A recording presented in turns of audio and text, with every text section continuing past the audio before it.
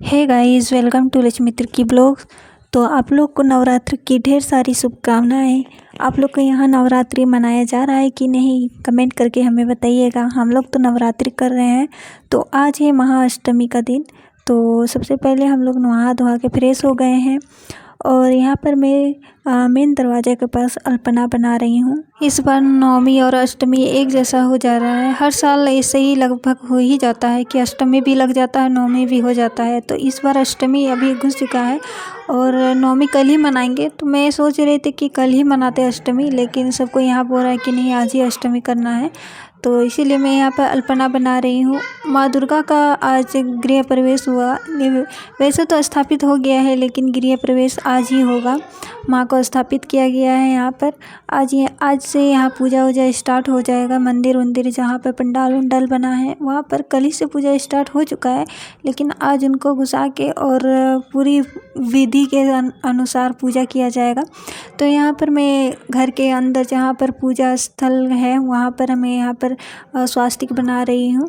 अष्टमी रात को ही लग गया था, तो हम लोग यहाँ सुबह नहा धोआ के, हस्बैंड बोल रहे थे जल्दी कर देने के लिए, तो मुझे लगा कि कल करना है। तो मैं सोची आज नॉर्मल ऐसे पूजा कर लेती हूँ, लेकिन बाद में पता चला कि नहीं, आज ही अष्टमी करना है। तो उस चीज़ को लेकर हस्बैंड थोड़ा गुस्सा करने लगे कि बोले थे कि आज ही अष्टमी है, आज ही अष्टमी है, लेकिन मैं अपनी बात कर रही थी कि नहीं, कल है अष्टमी।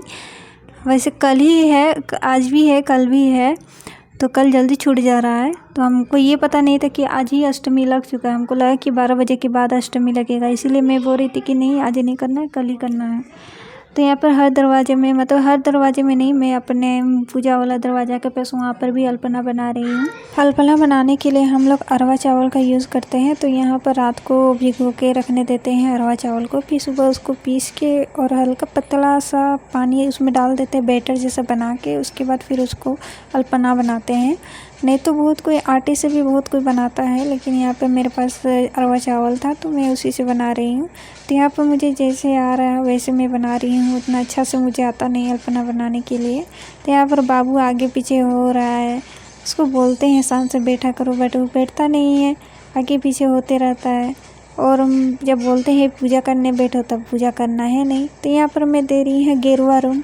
तो ये एक तरह का पत्थर होता है।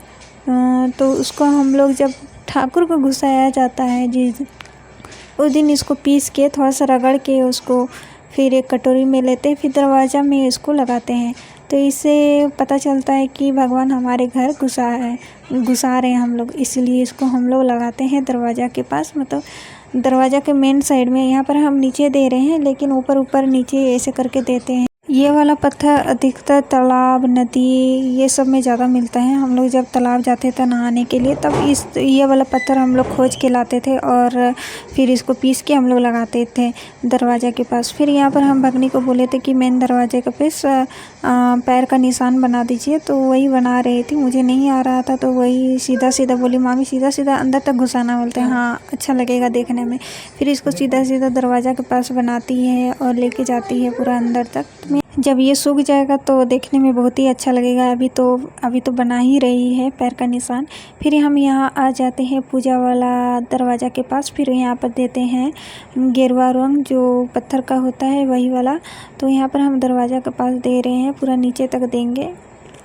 जब तक भगनी पैर का निशान बनाती है तब तक मैं भगवान का भोग बना लेती हूँ। वैसे तो फल उल तो रोज़ चढ़ा ही रहे हैं, लेकिन एक दिन तो भगवान को हाथ से बना हुआ कुछ प्रसादी चढ़ाना चाहिए। तो उसके लिए मैं आज बनाएंगे सिंघाड़े के आटा का हलवा।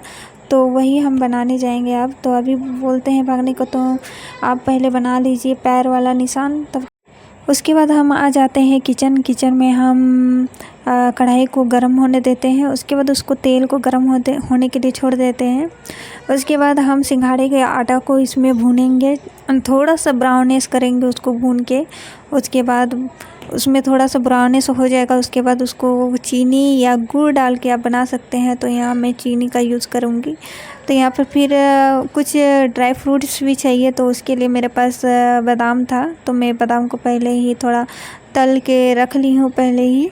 और आप सिंघाड़े के आटा को तब तक भूनते रहिए जब तक कि वो अपना तेल ना छोड़ दे। तो यहाँ पर हम थोड़ा सा बना रहे हैं प्रसादी के रूप में। तो जब तक ये तेल नहीं छोड़ा तब तक भूनते रहते हैं। तो यहाँ पर देख सकते हैं कि इसका तेल निकल रहा है। तो उसमें हम थोड़ा सा ड्राई फ्रूट मतलब बादाम डाल दिए हैं। मेरे पास ज़्यादा कुछ था नहीं तो इसीलिए मैं बादाम डाल दी हूँ, और चीनी डाल के थोड़ा सा पानी डाल के उसको मैं कर ली हूँ। और उसके बाद इसी को हम लोग भोग लगाएंगे। तो आप देख सकते हैं फाइनल लुक इसका जो अल्पना बनाए हैं। तो यहाँ पर पूरा आप देखिए पैर का निशान कितना खूबसूरत लग रहा है देखने में कि भगवान साक्षात हमारे घर आ रही हैं। उसके बाद अंदर का व्यू दिखाते हैं आपको। यहाँ पर अंदर में बना रही है, यहाँ पर पैर का निशान बनाई है। उसके बाद फिर उसको अच्छे से डेकोरेट कर रही है। फिर ये हमारा पूजा का मंदिर। उसके बाहर में भी हर दरवाजे के पास भगनी थोड़ा थोड़ा अल्पना बना देती हैं। और यहाँ पर हम लोग आ जाते हैं पूजा करने के लिए। तो भगनी अपना हर दरवाजे में थोड़ा थोड़ा अल्पना बना देती है। उसके बाद हम लोग यहाँ पर पूजा आरंभ करते हैं। जैसे आता है उस हिसाब से पहले अपने आप को शुद्ध करते हैं। उसके बाद अगरबत्ती दिखाते हैं भगवान को, फिर घर को भी दिखाते हैं, फिर धूप जलाते हैं। यहाँ पर हम टीका लगा रहे हैं माता का, फिर माँ गौरी का फिर यहाँ पर पाठ किया जाएगा। तो यहाँ पर सबसे पहले भगवान को आरती किया जाएगा। आरती मतलब धूप दिखाया जाएगा। धूप दिखाने के बाद हम लोग आ जाते हैं यहाँ पर पान के पत्ते से भगवान को चढ़ाएंगे, जैसे कि सेव, इलायची, लौंग, अरवा चावल, ये भगवान को चढ़ाया जाता है। हर दिन यही चढ़ाते हैं हम लोग। और कुछ फल ला के रखते हैं, वही चढ़ाते हैं, लड्डू वड्डू यही सब चढ़ाते हैं। तो यहाँ पर हम लोग चढ़ा रहे हैं भगवान को। सबसे पहले माता को लगाते हैं, उसके बाद गणेश जी को लगाते हैं भोग। उसके बाद जो हमारे घर में हमेशा जो हम लोग पूजा करते हैं घर के देवता को, उनको भी हम लोग भोग लगाते हैं। फिर यहाँ पर हस्बैंड जी पाठ करेंगे पूजा कर लेने के बाद। तो पाठ को आप लोग सुनिएगा, थोड़ा सा ओरिजिनल ऑडियो रखे हैं।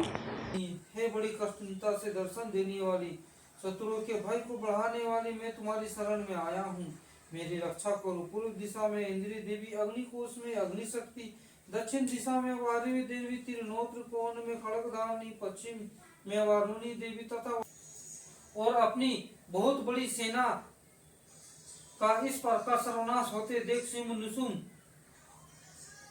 सुम देवी पर प्रहार करने के लिए दौड़े।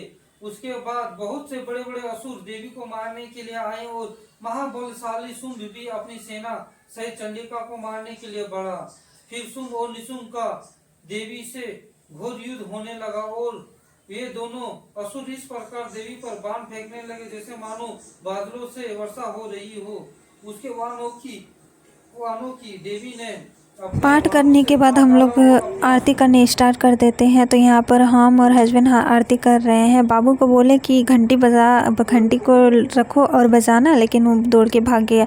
तो यहाँ पर हम और हस्बैंड दोनों ही मिलकर आरती कर रहे हैं। आरती करने के बाद हम सब घर में आरती को दिखाते हैं।